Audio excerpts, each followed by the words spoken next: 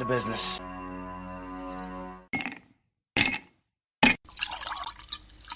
When he drinks, he thinks. That's the nectar of the gods, baby. Hello, everyone, and welcome to the #1 liquid-fueled, liquid-lubricated show on the interwebs. This is the Whiskey Musings broadcast. I spent this past week out of town, went to another state, and I've got to admit it was definitely refreshing coming from a state that has a little more oppressive COVID restrictions. It was nice to go to restaurants and everything without a mask on. So it was kind of cool being able to walk around without a mask. That wasn't entirely true for everything because the customer's location that I was at for my regular job, I did have to wear a mask all day long, which I did. But that being said, I mean, elsewhere outside of that, it was pretty cool.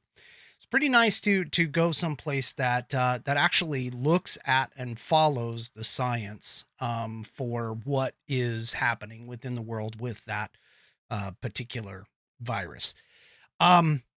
Anyway, so tonight I want to talk a little bit about our education and our educational issues that we're running across. We're starting to see all kinds of things pop up in the news. Like, for an example, out in Loudoun County, they pretty much glossed over and tried to cover up a physical sexual assault of a student out there. And come to find out that there were other things that are being pressed on. And of course, you've seen in the news all about the critical race theory training that's going on throughout public school systems everywhere, even down to the elementary school level, even though they're claiming that they're not doing it, that they're not, that it's basically just a college level legal sort of setup. We're still getting stories throughout the news where CRT is being relabeled and remasked as some sort of equity training, some sort of, I can't even remember the acronym that they use here. But I'm going to talk a little bit about that. I also want to talk a little bit about some of the things that are going, that you see in terms of the actual scores and how the US is kind of lining up, with the rest of the world. In fact, the first link in my show notes talks about the Pew Research Center. Pew Research ranks us based off of, I think it's 2015 numbers, basically ranks us in science at 24th out of the world. In math, we're at 39th in the world. And in reading, we are also at 24th in the world. Now, I don't know about you, but those are some pretty disturbing numbers, if I do say so myself, for considering the fact that we at one point were up in the top levels of not only having educated and education systems, but to basically go stagnant for several years is definitely disconcerting. We should be moving upward in the world rather than being stagnant or even dropping some within the rankings, not only throughout the Western or the Western world itself, but we're also losing in competition to several other places. I mean, at one point, we were the innovators. We were the creators. We created the TV. RCA was the first to create and patent the television here in the United States, and we decided to farm it out in terms of the manufacturing and everything. And now we have such a failure of our educational system, not only in the realm of, math and science and reading, but, just from the standpoint of the things that we are teaching our children. One of the things that I definitely send my kids off to school for is to learn those things and not have to learn a whole bunch of other extraneous stuff on top of it. But I also would kind of hope that our school system would teach things in social studies talking about American history. And toward that end, I'm going to bring in my affiliate here, the Institute on the Constitution. So let's cover this. The Institute on the Constitution was established in 2004 as a 501c3 nonprofit with one mission: to restore the constitutional republic through grassroots education. All courses and materials are developed using primary source documents and taught from the, quote, American view, unquote, of law and government, as defined in the Declaration of Independence in the following three key points. 1, there is a God. 2, our rights come from him. And 3, the purpose of civil government is to secure and protect our God-given rights. The IOTC offers the opportunity to educate yourself on our most precious founding document, the Constitution of the United States. They also provide tools to educate your community and get involved with local government. Start by taking their free, and I say this again, free U.S. Constitution course and go from there. Use my affiliate link, theamericanview.com/#Whiskey Musings to sign up. And while you are there, take a moment to look through their other course material and information. My affiliate link, once again, is theamericanview.com/#Whiskey Musings to get great content to learn about our historical founding and support the show in the process. That's The American View, all lowercase, all one word, .com/#Whiskey Musings. Go check them out today. Thank you, American Institute on the Constitution, for allowing me to have that affiliate link. All right. So, one of the things that I've found amazing here recently, especially, and I'll give you a couple of ideas or a couple of stories in and of myself. So the first thing is that our education our education system honestly is in a downward spiral. I personally think that it's not the teachers. Okay, so understand this. This is not the individual educators down at the grassroots level in most cases. There are some, and we've seen videos. We've seen and heard about information about teachers that have just gone, completely off the deep end when it comes to some of this. But to be honest with you, it's really more of the fact that we have activists who have taken over our public education system. And it's those activists that are changing the rules and the types of things that they want to educate our kids on. I mean, I was reading a story from somebody just today that had found a book within the school's library that, had some basically what objectionable content. And by that, I mean, in particular, it was tailored for a specific philosophy. And that philosophy doesn't necessarily line up with a lot of people's worldview. And it really focuses on things that people are taking from the left.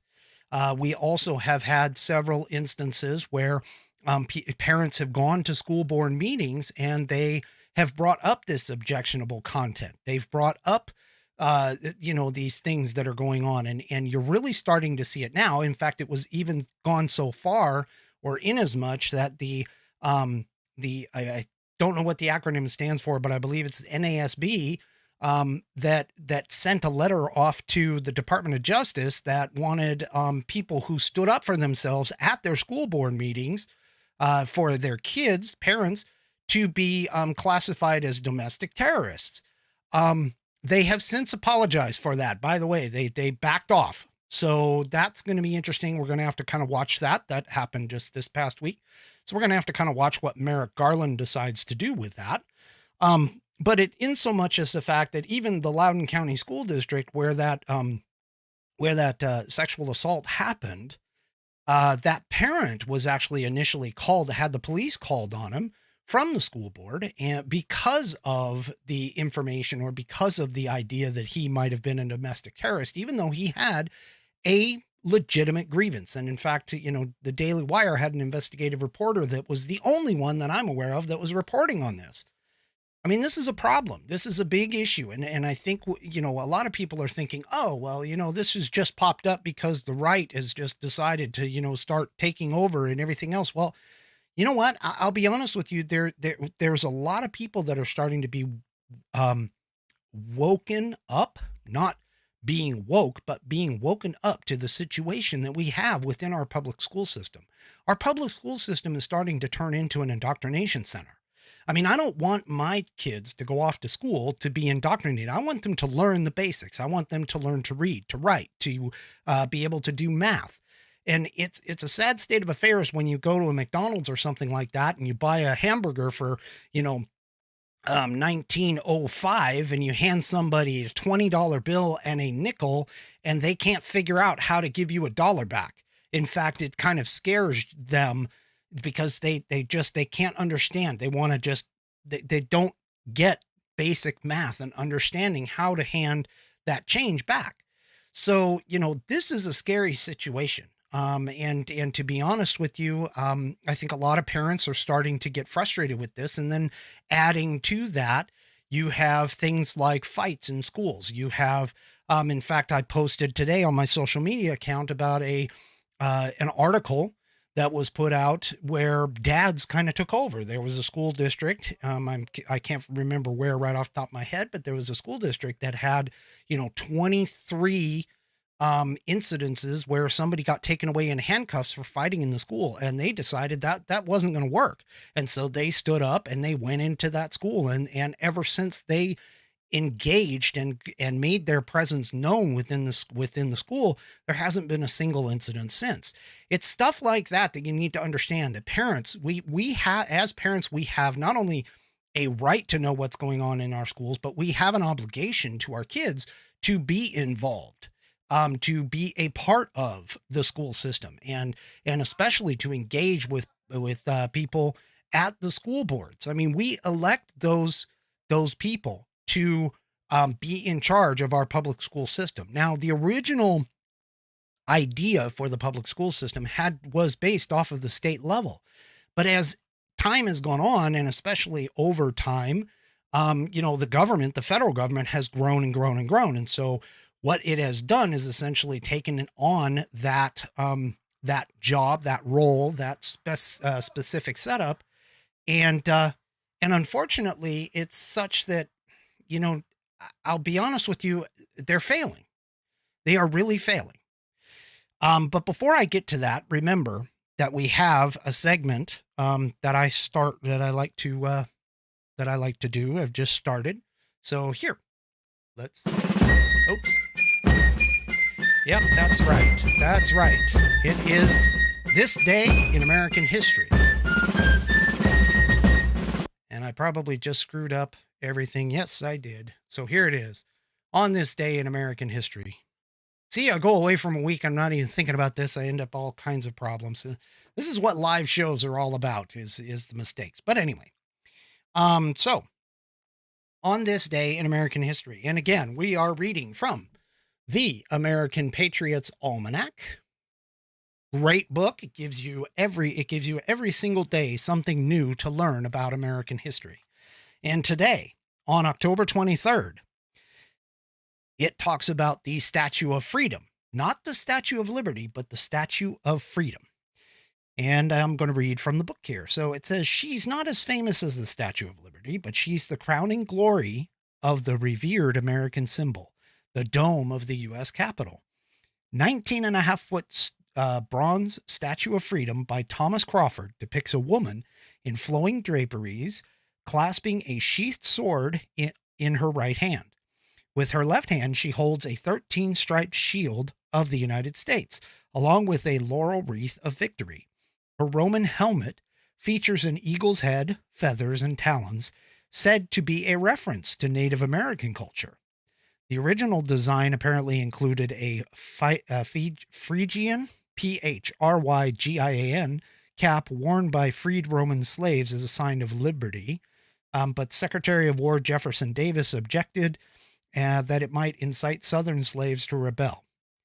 Now, one thing I want to point out about that comment is the fact that, our history, whether it's good, bad, or even ugly, we should study it. We should look at it as a whole. Moving on. The dome on which she stands appears to be stone, but it is really cast iron painted to look like white marble. Construction on the dome began in 1856 and continued for a decade, even during the Civil War. Quote, quote, if people see the Capitol going on, Abraham Lincoln said, it is a sign that we intend the Union shall go on, end quote. By 1863, the dome was far enough along to hoist the 15,000-pound statue in sections onto its perch, nearly 300 feet high. In 1993, the statue was temporarily removed for restoration. Preservation experts spent several months repairing cracks and corrosion. On October 23rd in 1993, with the aid of a helicopter, the Statue of Freedom soared to the top of the dome again, where she has remained since. All right. So, see, I'm trying to educate myself. I'm trying to educate a little more on the American history. And that's my contribution. So, let me go ahead and let me just kind of dive into this. Let me get over here and need to turn on. I believe it's this guy. Yes. Okay.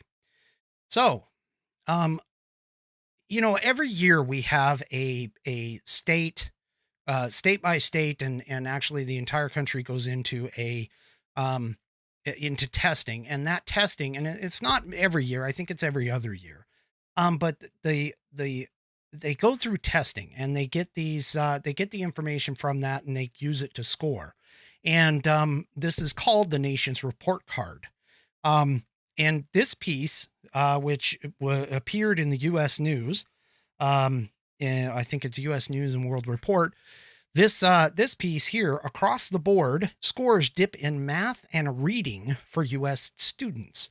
The latest results from the nation's report card show declines in student performance across demographics. And this is by Lauren Camera and published October 30th of 2019. Now, this is kind of sad to look at, to be honest with you. But the thing about it is that these scores are dropping. And from the piece, we have this statement where math and reading scores for 4th and 8th graders in the United States have dropped since 2017. And the decrease in reading achievement has government researchers particularly concerned. And this is a quote from Peggy Carr, who is the Associate Commissioner of the National Center for Education Statistics, the NCES. And she was on a press call, apparently during this interview, and she says, quote, over the past decade, there has been no progress in either mathematics or reading performance, and the lowest performing students are doing worse, end quote. So basically, according to this testing standard, we actually haven't gone anywhere since 2017. We've been dropping since 2017. Now, again, they do this every 2 years. So 2017. So this is comparing 2019's scores. And here's some other information from the piece. Most notable were the score drops in reading, which occurred in 17 states with regard to 4th grade reading scores, and 31 states for 8th grade reading scores. On average, reading scores declined for 4th graders by 1 point and for 8th graders by 3 points in compared to 2017. Now, Carr makes a quote out of this. She says, a 3-point decline for the country is substantial, in as much as 31 states are driving it. Large states, small states.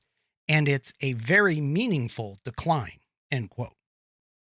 Now, the decline in reading, according to the piece, was at both grades, were also seen at all levels of achievement, whether students were high or low achieving, with the exception of the highest achieving 4th graders.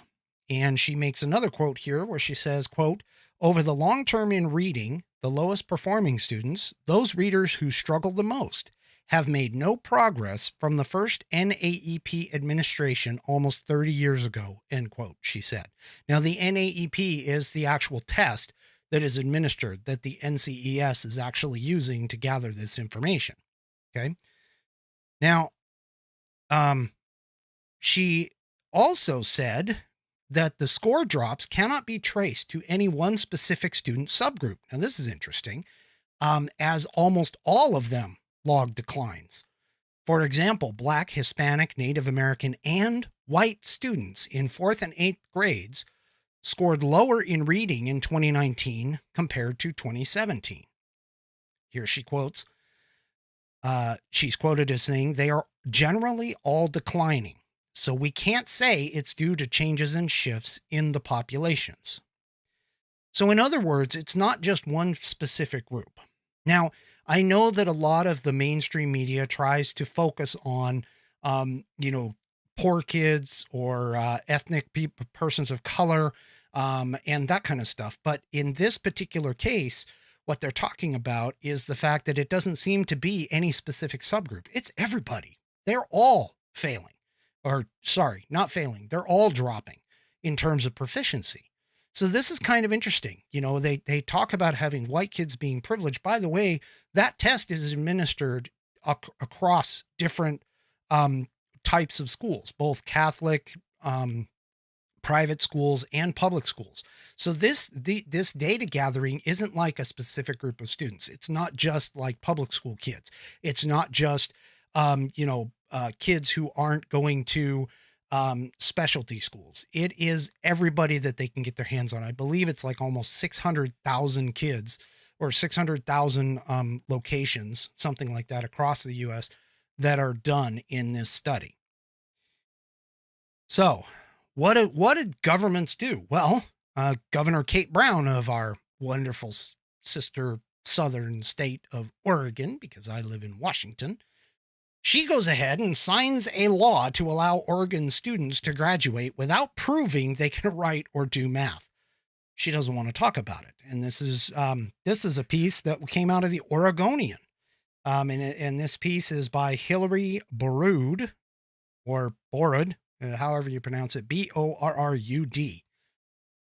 So what kind of sense does this make? I mean, we're starting to lose, we're losing in case of the world. We're losing students even from year on year within our own country. We're starting to drop in proficiency. And what does Kate Brown do? She decides to go ahead and make a law so that it says that, no, you don't have to know this stuff in order to graduate. Well, Governor Brown, I want to ask, what are they supposed to know? And how are we going to know whether or not they know it? I mean, this is not what I personally would want to sign up my kids for. And from this piece within the Oregonian, we find out that for the next 5 years, an Oregon high school diploma will be no guarantee that the student who earned it can read, write, or do math at a high school level. Now, a lot of people are, they look at college and they think, oh, college is this wonderful thing to achieve to. And I'll be honest with you, if you've heard me on this program, I've said in the past, college is not the only way to go. You can go to a trade school. You can go to someplace. If you like working with your hands and you want a good career, go to a trade school, seriously, because you don't carry the same burden that you do by going off to a college and spending thousands and thousands of dollars and going deep and deep into debt for just something that is, say, a liberal arts degree or something along those lines. Now, that being said, I do have a 4-year college degree. I have a bachelor's degree. I didn't get it until later. I paid for it almost completely on my own and from my military service. But that being said, in today's day and age, a lot of people look at college degrees and they kind of think of them sometimes, especially with liberal arts degrees, they think of them as the high school diplomas of the old time. Like that way back in the day when college was something special to be aspired to, a lot of people just came out of high school and went right into the workforce. And they didn't have college degrees. And to go to college was something that was extremely special and extremely hard to do. Nowadays, a lot of people are expected to just go to college, and you're expected to have that on your college resume. But honestly, how are any of these kids in Oregon who graduate and can't even, there's not even a guarantee for the next 5 years, how are they going to be expected to go off to college and to aspire that college degree if they can't even finish at a high school level. High school. I mean, high school is like your basic. It is your primary education. There's a reason why they call it your primary education. It's because it's expected. You're expected to go to school and get at least a high school level of knowledge. And, now we're even failing at that. Our education system from the top down is pushing these things to fail.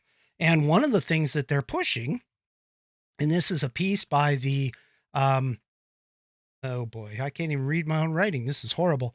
Oh, wait a minute. By the American Spectator. And this is, yes, CRT or critical race theory is being taught in public schools. Subheading here is the basic tenets of critical race theory are being taught in public schools in sundry ways. And this is by S. Ernie Walton. He published this on October 7th, 2021. So are we substituting math and reading and science for stuff like CRT? Well, it sure seems like it. And if you ask me, that's the wrong focus. That honestly is the wrong focus. And I'll explain when I get to the end. I've got a picture to show you, and it kind of shows you, it gives you some hope for these kids. I'm going to tell you right now. But from the piece here, much has already been written about this, and for good reason. In our constitutional republic, the federal government has no authority over education. Now, keep this in mind, okay? As James Madison famously stated in the Federalist 45, and remember, the Federalist is the Federalist Papers.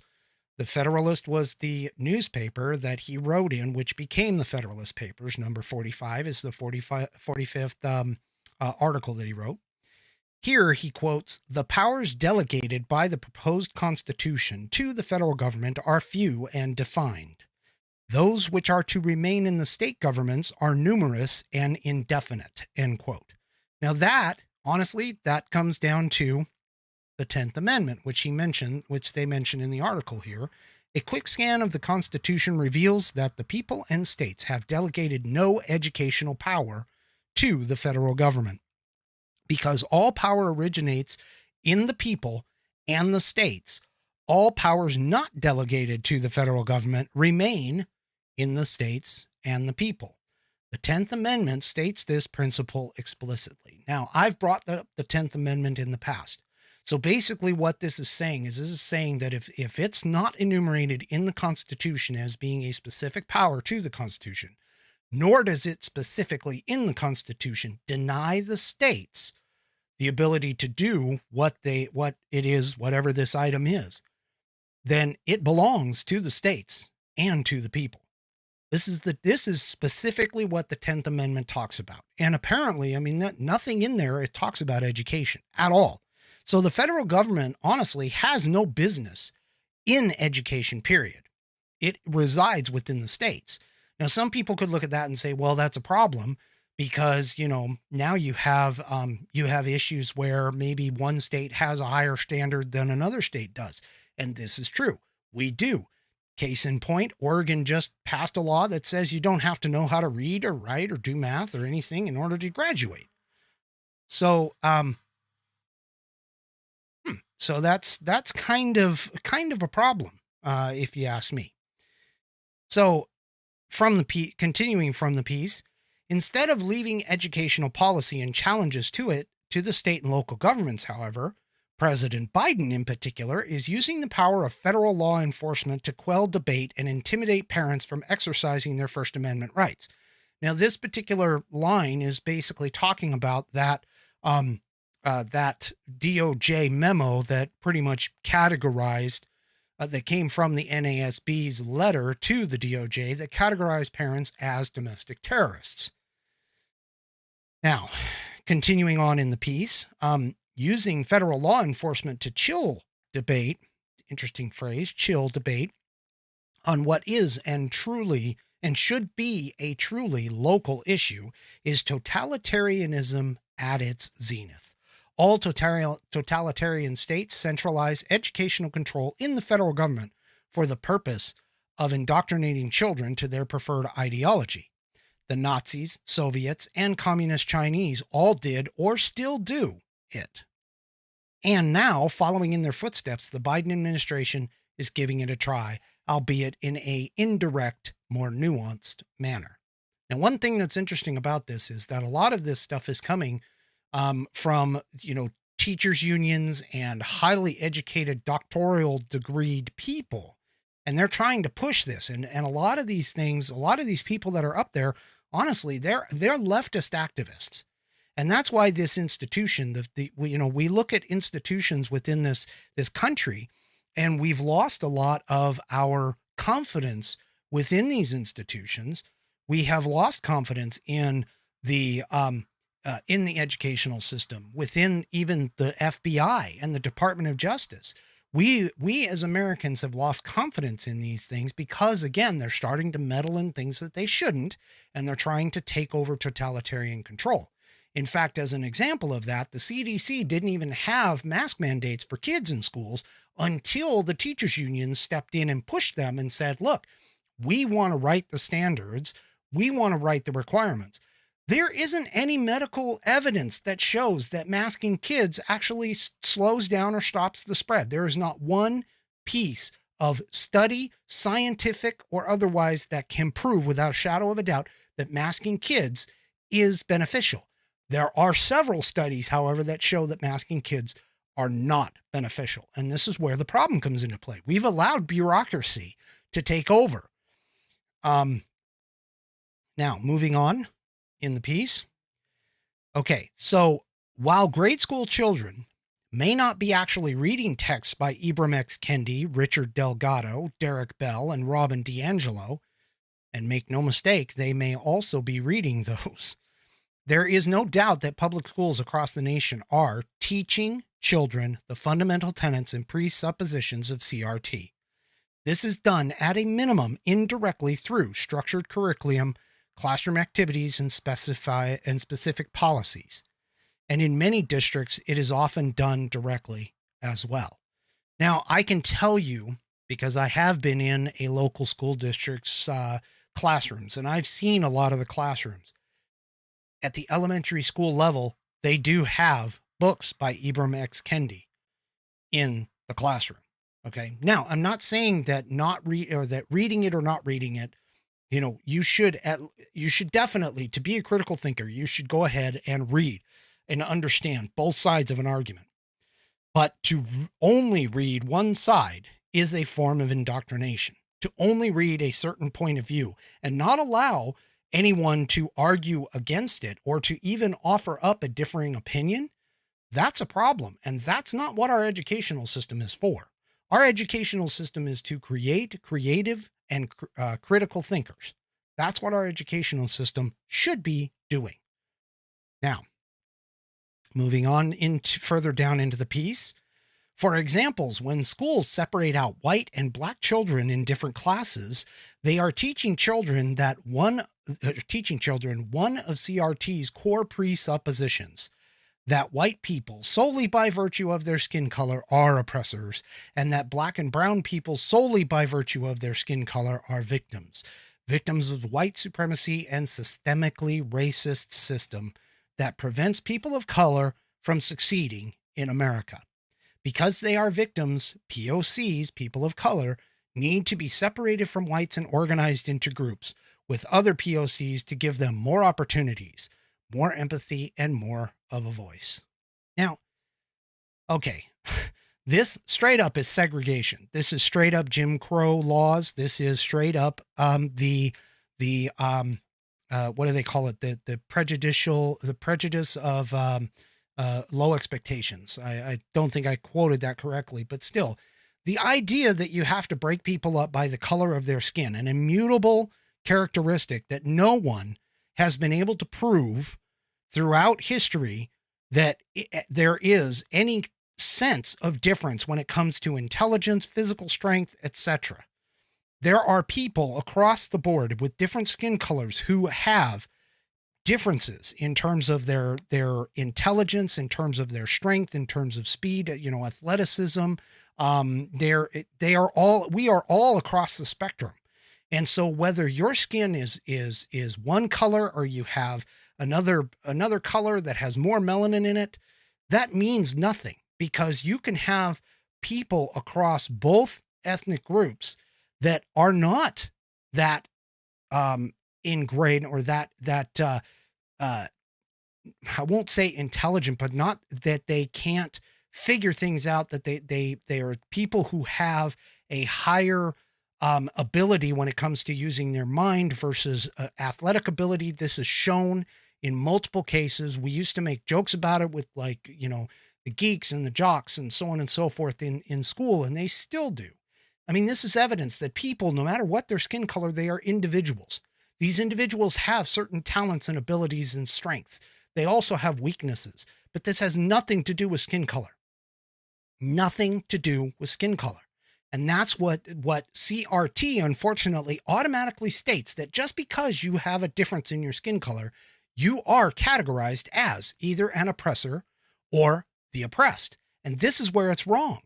I mean, critical racism theory, CRT, or whatever the acronym calls for, it's actually teaching racism to people.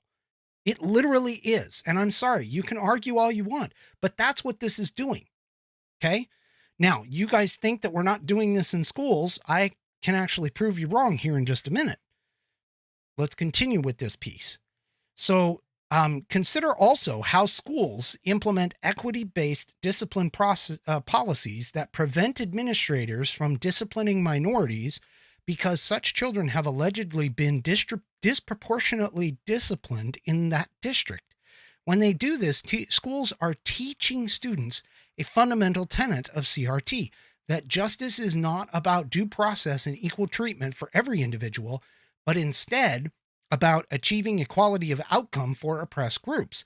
Unsurprisingly, the NSBA itself advocates for these types of discipline policies. In other words, schools are being caught instructing teachers how to teach CRT directly to students. Teachers are being trained in CRT's key terms and presuppositions, and then taught how to implement the ideology's tenets in the classroom. Now, I don't know how many times you've seen video of teachers going off on, white kids being, having white privilege and all this other stuff. I mean, no offense, but being born in America, you automatically have a privilege that nobody else in the world has. Okay?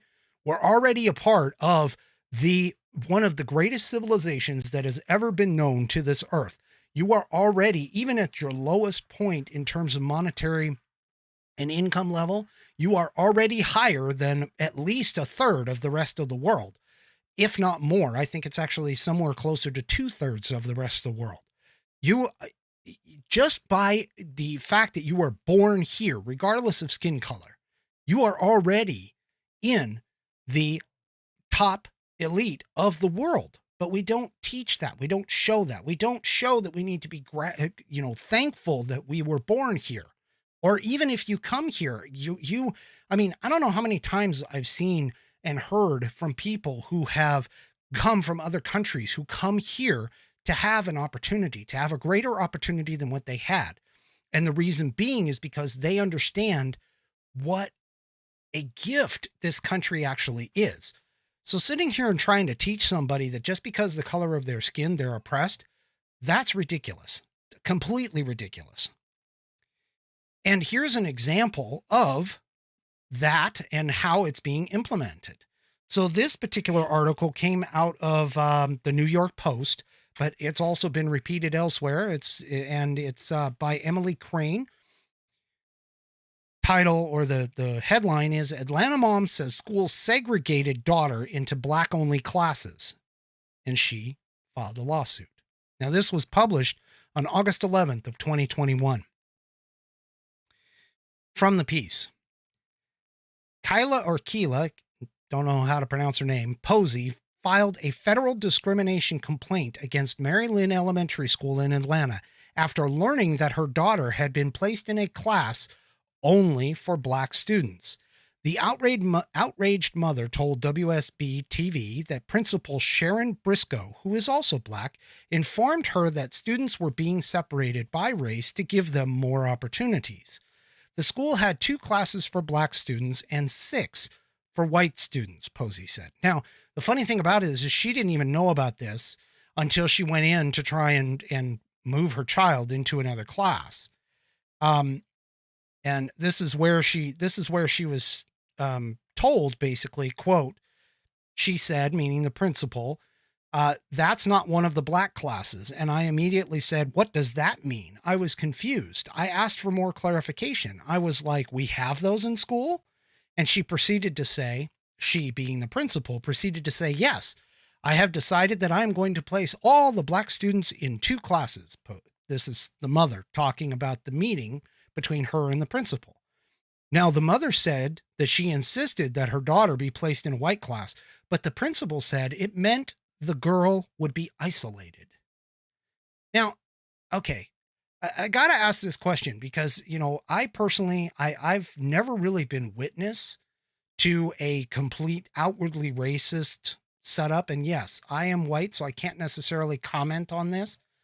But again, any form of discrimination based on an immutable characteristic such as skin color or hair color or eye color is ridiculous. There is nothing that a person can do to try and not be a part of that class. It's what they were born with. It's what their genes have provided for them. And to basically say that somebody can't participate in a class or anything else just because of an immutable characteristic is ridiculous. That is absolutely insane. I'm sorry. It just is.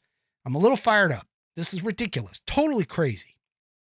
Now, continuing from the piece, Laura Morris, who said that she has taught at Luckett's Elementary School in Leesburg for 5 years, and this is a teacher. This is a white teacher who stood up in front of the school board. You've seen this you have to have seen this video across all the internet. She literally quit in front of the school board, and the reason why is because she defiantly declared, quote, I quit your policies, I quit your training, and I quit being a cog in a machine that tells me to push highly politicized agendas to our most vulnerable constituents, children, end quote. So she was a 5th grade teacher. She claimed that the school had previously asked her and other staffers not to spread dissenting views. I'm sorry, but where outside of academia can you not spread dissenting views? I mean, honestly, that's what being in a college is all about, is to explore dissenting views, to learn from others' experiences, to broaden your horizons.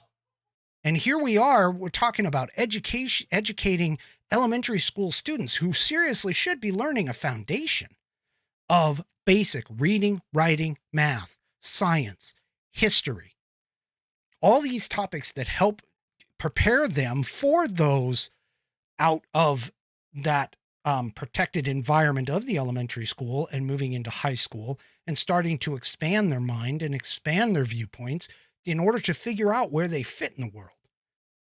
This is not right. I'm sorry. Our educational system has failed us, and it's time for us to take this back. Now, another case in point about critical race theory in the classrooms. So we have the Fairfax School District. This is an article published in the Daily Wire, the same paper that found about Loudoun County's lack of attention to the law and reporting the sexual assault within its system.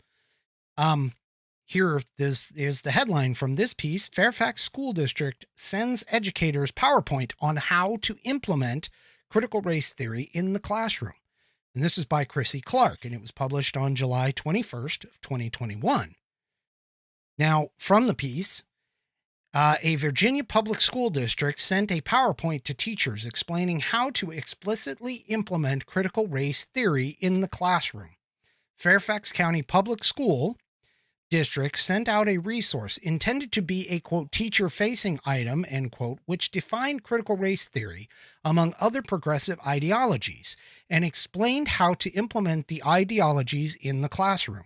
Examples included, quote, culturally relevant pedagogy, institutional systemic racism, anti-racism education, anti-hate education, and more. Now, I don't know about you, but I know that when I was in school, we were told that we had to accept everybody for who they were, regardless of skin color, regardless of ethnic background or religious background or anything else. And honestly, if you were caught not doing that, you did get punished. What the heck happened? Why is this even being stood for? I'm sorry, but any teacher or any administrator, anybody who deals with the school district that does not find this a problem is obviously not thinking with their brain. They really are not. This is nuts. I mean, we had kids that had specific educational issues like dyslexia or had learning challenges. Back in my day, they called them learning disabilities. But we were taught that even though that was the term that was used at the time, that it wasn't a learning disability. It was just they learned in different ways than what we did. Now we're basically taking all of that training and everything else, and we're turning it upside down. And we're basically saying that based on just your skin color, that you are automatically a oppressor or you're one of the oppressed, even if you've never done it. It's ridiculous. Moving on from the piece, the district defined, quote, institutional systemic racism as an organization, system, or institution that maintains policies and procedures that produce inequitable outcomes for people of color and advantages for white people, end quote. Under the application section, the PowerPoint insinuates that educators should teach students that racism is a public health emergency. The slide links to the American Public Health Association, an organization that claims that, quote, declaring racism as a public health crisis or emergency is an important first step in the movement to advance racial equity and justice and must be followed by allocation of resources and strategic action. Okay. According to the slide, some school systems have systemic racism akin to Jim Crow laws in apartheid South Africa. Okay, wait a minute. Some school systems already have that, yet we just heard from an Atlanta mother who is suing an Atlanta school district over exactly what they're saying that the school system already had, but is claiming that it was done recently.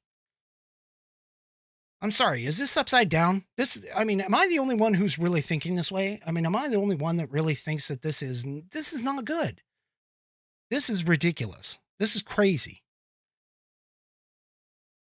What's even worse is you're going to get in trouble if you don't institute things that help these students. Don't do something like Governor Kate Brown did, and allow leniency for these people.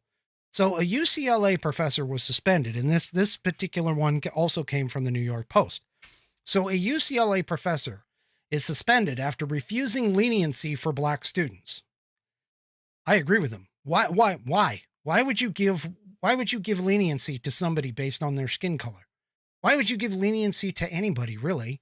I mean, honestly, part of an education system is to educate, not come up with excuses, not try to cover up or blame or allow people to go by. This is crazy. This is not what education is all about. I mean, I've done instructional courses at a college level. I have also taught several mini classes with customers and people that I have dealt with throughout my entire career within the technology industry to explain things going on. This is crazy. I treat every person as the same. And guess what? If that person, or if there's an individual that is not understanding it, it is my responsibility as the educator to change and adapt the way that I am teaching so that they can actually learn. That's the point of being an instructor. That's the point of being an educator, is to make sure that all in your class or all in your particular lecture can understand the material. If you have somebody that is falling behind and doesn't understand this material, it is your responsibility and your job to change how you do it so that they can understand the material. They're there to learn. You're there to teach. And that's all. That's it. You're there to instruct them on whatever the course material is. And trying to sit here and say that somebody just because of their skin color can't get it, that's ridiculous. Or that they need special classes, that's ridiculous. You know, one time I had an incident with my son's math teacher. And unfortunately, it had to deal with Common Core math. And while I understand the idea behind the Common Core math, they're trying to make a different way so the kids can learn. Totally get it. I just stated that. I totally understand. But here's where my problem came into play. So my son was being taught Common Core and was taught a particular method called the forgiving method. And it had to deal with division. Now, me being of an older nature, I was taught long division, standard long division, which is the opposite of multiplication. And so one night after a particularly frustrating session trying to have my son show me how he was, what the teacher had told him and how to learn, I finally took him aside and I said, look, I'm going to show you how I learned how to do division. And I showed him the long division method. He got it right away. The light bulb clicked. He understood it. He got it and everything was cool. He went into class and he went to go to the classroom and he ended up being marked down by the teacher because he used the long division method that I had shown him in order to arrive at the result. He got the right result. Okay. So that wasn't the problem. And he showed his work. He showed how he got there and his steps were correct. But the teacher originally marked him down because of the fact that he did not use the method that she was supposed to teach him. So we end up coming around to a parent-teacher conference. And, I try to be an active parent in my kids' lives. I got in there and I basically told her, I don't understand. Help me to understand why you would mark him down because he did the math and she was at least my age. Okay. I looked at her and I said, this is the math that you were taught. This is the math that hundreds and thousands and millions of people over the course of the last century have been taught this. Why are you marking him down when he's doing it right? And she literally told me, she says, well, it's because he's not using the methodology that I taught him. And I looked at her and I said, you mean to tell me that just because he doesn't understand your way of teaching, whatever this is, this Common Core stuff that you've got going on, this forgiven method stuff, because he's not learning it that way, you're going to mark him wrong. Even though he got the answer right, he showed you his work, which is exactly what the question and the paper and the homework states. Show your work. To be honest, I don't really care how you get from A to C, as long as you can show me that you went from A to whatever B was to C. That's what education is. If he gets the right answer, if you get the correct answer and you can show your work and you can show the logic and the process that you took to get there, whether it had to deal with the forgiving method or standard long division, there was absolutely no reason why they could not get 100% correct. After that, we had no more issues. And I'm sorry, but realistically, trying to learn this other method, and I don't know if anybody's seen these videos on Common Core math, but they've shown Common Core math and how Common Core takes 3 times as long as standard mathematics. Now, I get it. There are some people that just don't understand the standard mathematic way, in which case that's perfect. You have an alternate method of teaching. But don't sit there and tell me that somebody who can understand one particular method versus another particular method, as long as they both arrive at the same conclusion, it shouldn't matter how they got there. And as long as they can show how they got there, again, they got to the right answer. They did the process correctly. Who cares which process they used? That's what education is. That's what teaching is. Anyway, to get back to this piece. Sorry, I digressed. So, he got an email. He received an email from a supposedly or allegedly a white student. And this is his response, his email response. And he says, quote, "Thanks for your suggestion in your email below that I give black students special treatment given the tragedy in Minnesota. What he's talking about there is the death of George Floyd. Do you know the name, going back to his email, do you know the names of the classmates that are Black? How can I identify them since we've been having online classes only? He wrote, according to an excerpt of the email that was posted online. Continues, quote, are there any students that may be of mixed parentage, such as half Black, half Asian? What do you suggest I do with respect to them? A full concession or just half? Also, do you have any idea if the students are from Minneapolis? I assume that they are, probably, especially, or excuse me, let me say that again. I assume that they probably are especially devastated as well. Wow, that's, in my opinion, a weirdly worded sentence. But anyway, I digress. I am thinking that a white student from there might be possibly even more devastated by this, especially because some might think that they're racist, even if they are not, the email states. Now, the professor's bringing up some really good points.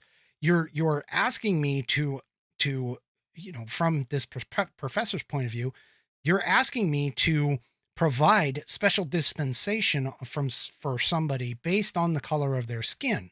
But yet this is all online classes. He has no idea how to identify them. How else is he supposed to know who gets what special dispensation? And not only that, but is it only from students that have both parents that are Black, or maybe some of the mixed race students can get some sort of a special dispensation? I mean, honestly, this was kind of a ridiculous request by whoever requested this. And I'm in the side of the UCLA professor. I'm like, no, why would I? That is undermining the educational system, specifically because of an immutable characteristic such as skin color. So he also put in his, and this is so true. He also put in his email this. He says, quote, remember that Martin Luther King famously said that people should not be evaluated based on the color of their skin. Do you think that your request would run afoul of Martin Luther King's admonition? And it is so true, because as part of his I Have a Dream speech, he basically stated that he wanted his children to grow up in a world where they were judged by the content of their character and not by the color of their skin. So, for those of you who are out there and support CRT, you're going against another person that you support often and quote often, which is Martin Luther King. His whole idea, Martin Luther King's whole idea was that everybody should live harmoniously together based on the content of their character and not by an immutable characteristic such as skin color. I mean, our education system is failing if they're trying to do exactly what they're trying to purport that they're against. Okay, so I got to bring this photo up. Now, this photo I received through a third party on social media. And this is where this is the feel good part of the show, because this was taken by somebody, I believe, by the name of Suzanne Kane. And one of these kids is her son.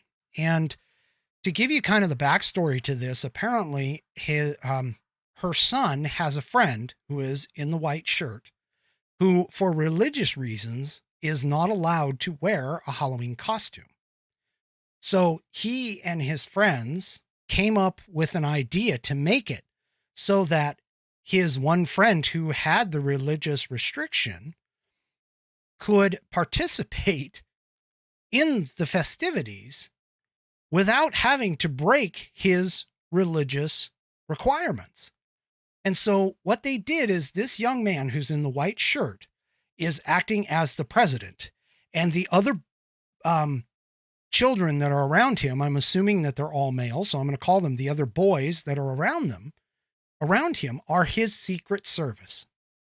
I mean, honestly, how brilliant is that? How non-racial, non-bigoted, non-judgmental is that for these young men of character to stand up and say, you know what, we respect the fact that you, our friend, have a religious restriction on wearing costumes at Halloween.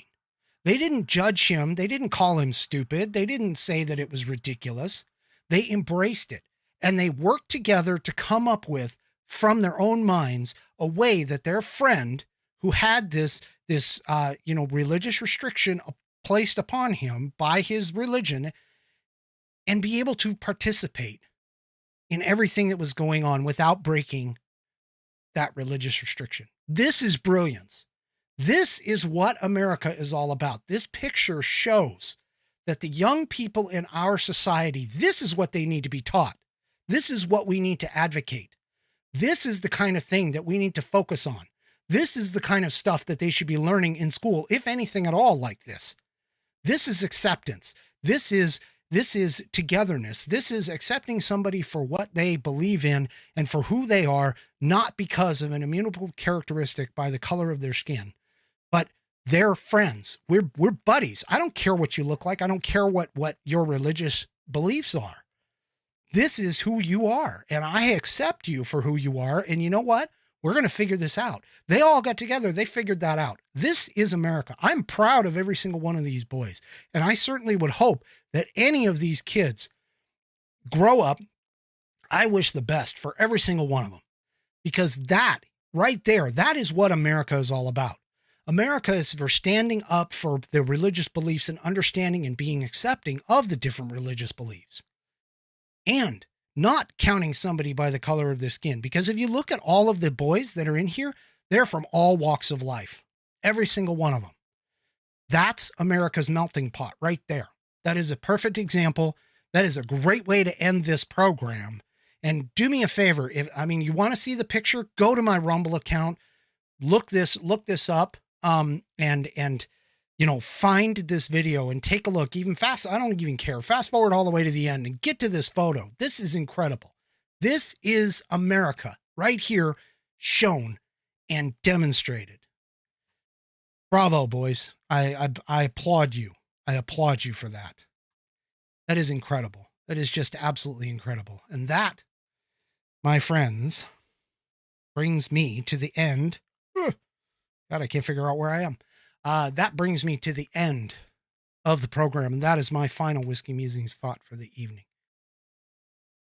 Whew, lot of information. I got fired up on this one because I get really, really tired. I mean, I'm serious. I get really tired of people who sit here and say that just because, they stand for being, against bigotry, against racism, and yet they follow exactly things of racism. They follow the idea of racism and bigotry and, looking at somebody's skin color and immediately assuming something from them. And the fact that we're even being taught this, or that our kids are even being taught this in schools, is just, it's horrible. But that picture is what I'm going to think about. That's my America. That's my red, white, and blue right there. That picture is an example of it. I had to show that to you so that you could see it. Please check out my Rumble account. Check out this video. Make sure you check out that photo, because that is just an incredible story from an incredible group of young men who wanted to make sure that their friend could participate and be a part of one of our holidays in Halloween. That is just incredible. Do me a favor. If you like the content, if you like what I'm doing here on the show, go ahead and hit subscribe. I don't know how long I'm going to be on YouTube. I don't even know what's going to happen. They might, cut out this program. I don't know. Anyway, the point being is Rumble will always be there. Rumble's the free speech alternative to YouTube. And so do me a favor, go there, sign up for an account, subscribe there. You'll know every time I go online. If you're on YouTube, and as long as I stay on YouTube, do me a favor, you can even subscribe there as well. Help me out, follow or use my affiliate link. Go check out the Institute on the Constitution and any people that I have affiliate links for.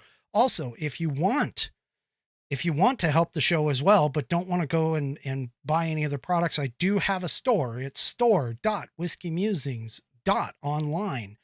That's store, STORE.whiskeymusings, all lowercase, all one word, .online. Check out some of the logo gear that I have, and also those that have my phrase, when I drink, I think. It's been a heck of a Saturday night thing. Oh, one other thing. Check out my Halloween special next week. I forgot Halloween falls on a Sunday, so I'm actually going to be transmitting on the 30th. I'm going to be doing my Halloween special. I've got an effect that I want you guys to see. Anyway, I appreciate your time. I appreciate you listening. And as always, this show is for you, my subscribers. Thank you very much. Have a good evening and enjoy the rest of your weekend. We'll see you next time on the Whiskey Musings broadcast. Good night.